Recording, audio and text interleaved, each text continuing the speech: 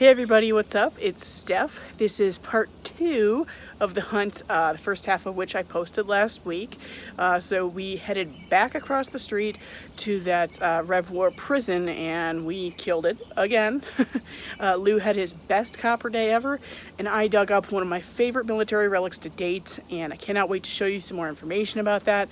That's that item that I alluded to last week that had to do with pirates, and I'm really excited to show you what it is. Didn't know what it was when I dug it, and this is the fun part of it, doing the research once you get home. So in any event, I hope you enjoyed this week, and let's get on to it.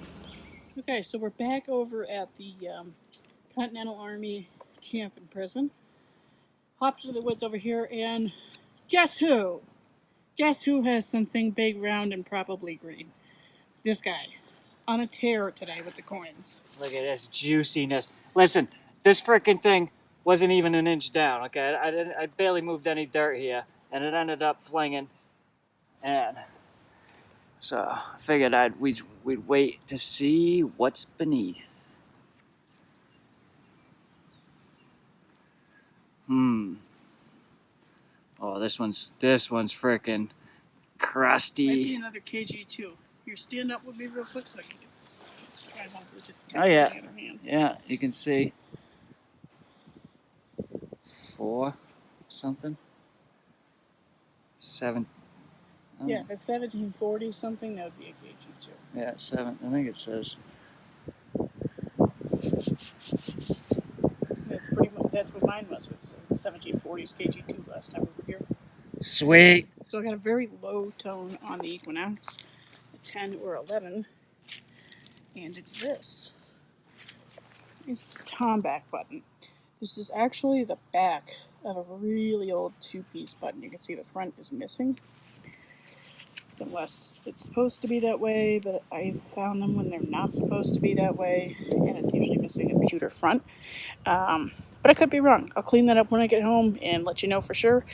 Naturally, I'm going to look for the front of this, but if I don't find it, this is still a really cool relic. So, on to the next one.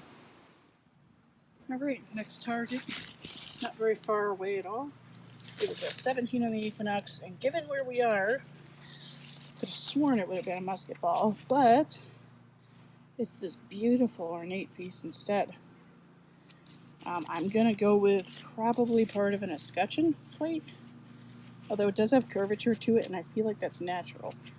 But I could be wrong. That's beautiful, though.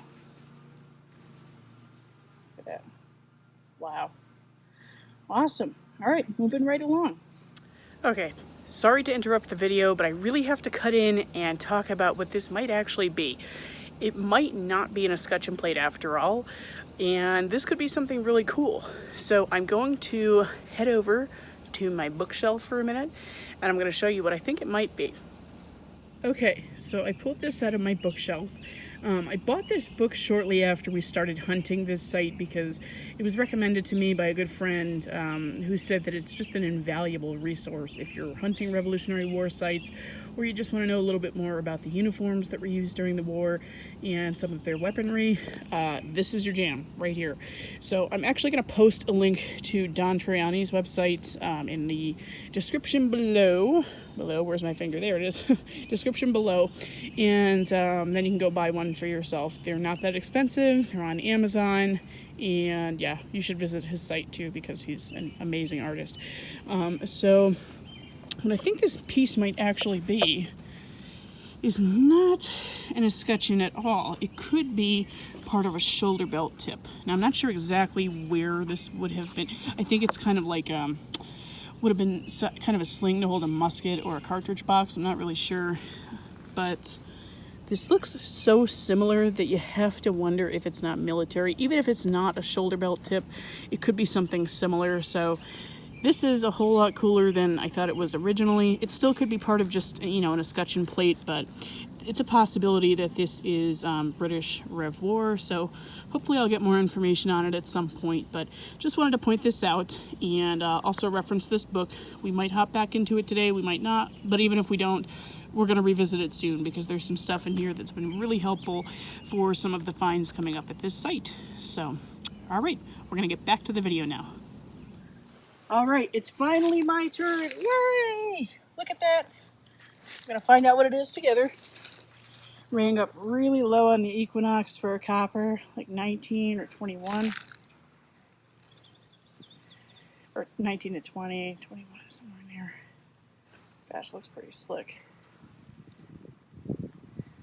Hopefully, together we can get some ID on this.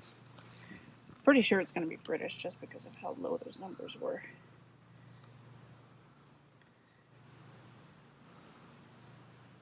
Whew. This one's going to be tough, but at least I got mine for the day.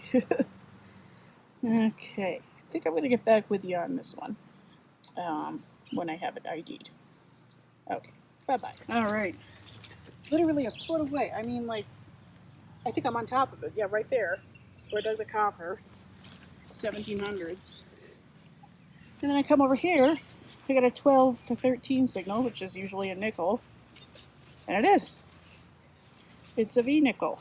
Trying to see if I can focus on this a little.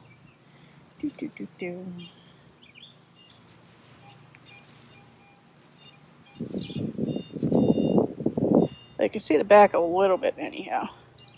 Might be upside down. It's starting to get a little bit dark. Oh, there it is. The V. Okay, well, you can't really see it that well. You're just going to have to take my word for it. But that's awesome. All right. Okay, look at what we just got. Oh my God. It's a beautiful knee buckle. Everything is intact. That's incredible. Good Lord. Just want to stroke it. Oh. You can stroke it as much as you want when you get home. What do you think? It's silver? Probably pewter or brass. Pewter? It's silvery. Could be applied silver on brass. Yeah, that looks brass, so I would say. And that tongue and shape isn't going to move either. Oh, so awesome. Nice. ShamWow. Yeah, you're not kidding.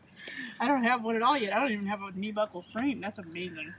Yeah. But I'll take my shoe buckle for today. I'm still beautiful. buzzing over that. Yeah, well, I'll take this. That is gorgeous. Congrats, Lou. All right. I got a nice second place to your shoe buckle. You do. You do. And you're killing the coppers today, so that's awesome. All right, another target. And it's a beauty.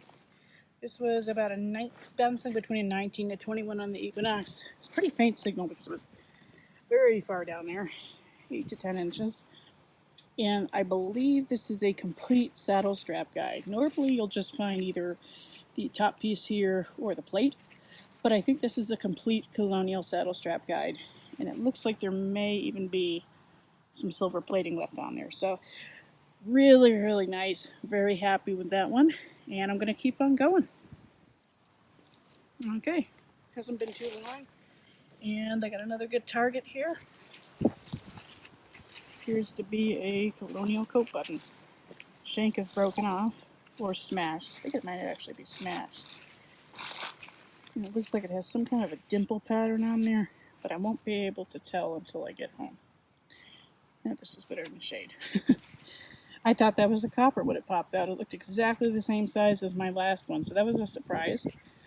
And happy with that. All right. And guess who's on to number 5 for the day? Look at that. 5. That That's meatiness. disgusting. ShamWow. Good Lord. See what we got, baby. I have never seen anybody pull 5 coppers out in one day. Oh, it looks like a KG, maybe a state. Facing left. I don't have my gloves on. So it's either KG2 or a state. That'd be kind of high for a KG2, but depends how much meat's left on the bone, I suppose. There he is, right there. Yep, I see him. Nice. I don't know what's on the reverse. Got my glove over here.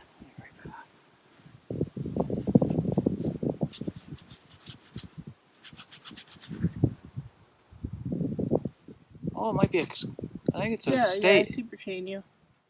Clear as day. Yeah, she got the bow, arrow. Yeah, I see her. Sweet. She's upside down for you. Yeah, I know, I was trying to see the date. So, it'll probably take a little while, but yep. Another. Alright, another target. This one came up at 18. I'm sad to say that as soon as I picked it out of the ground, the shank broke off. But I saved it, so maybe I can glue it back on. Anyway, so that's a little flat button. Okay. And we're on number 6. Number 6 for Lou. I'm starting to lose count. Don't you want to just eat it? Yeah, you could do that.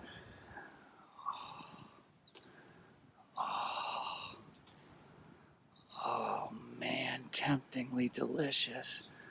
Definitely another George. I would say so.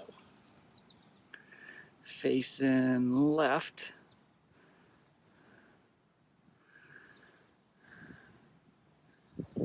Yep, another KG2. Definitely. I can see it.